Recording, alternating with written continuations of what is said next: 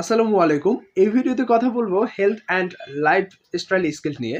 দেখুন, আমরা জীবনে যে কাজই করি না কেন আমাদের সুস্থ থাকতে হয়।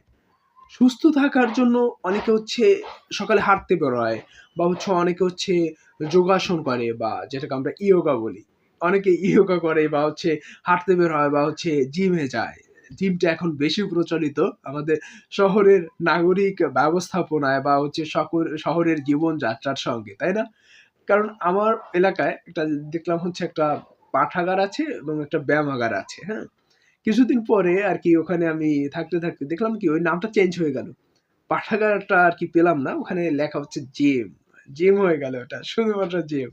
যাই হোক, ব্যায়ামাগার এবং পাঠাগার একটা সময় জিম হয়ে যায়।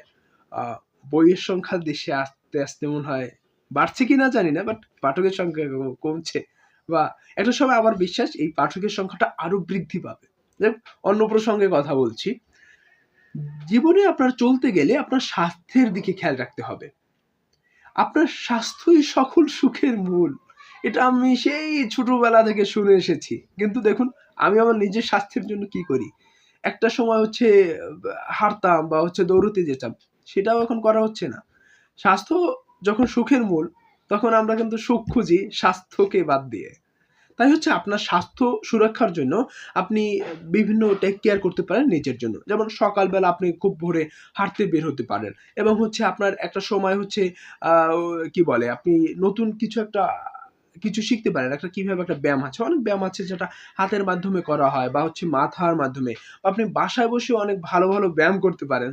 যেগুলো বিভিন্ন ভিডিও পাওয়া যায়। আপনি চাইলে সেগুলো দেখে নিতে পারেন। যেমন ধরুন যোগাসন বা ইয়োগা বা মেডিটেশন বলেন না কেন, এইটার মাধ্যমে কিন্তু আপনি চাইলে আমি কি ভিন্ন কথা বললাম?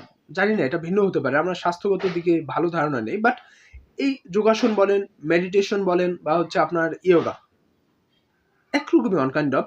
আবার ভিন্নও হতে পারে। ভিন্ন ধারা, ভিন্ন বৈশিষ্ট্য অবশ্যই আছে। এটা আপনারা অনেকে আছে অনেক ভালো জানেন। তাদের থেকে জেনে নেবেন।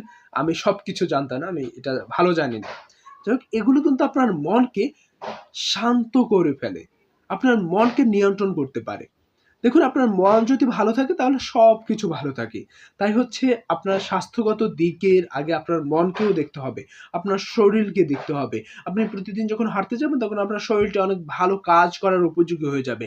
আপনি যেকোনো দক্ষতা অর্জন করেন না কেন, দিন শেষে এই কাজগুলো আপনার শরীর যদি ভালো থাকে সব কাজগুলো করতেই আপনার ভালো লাগবে।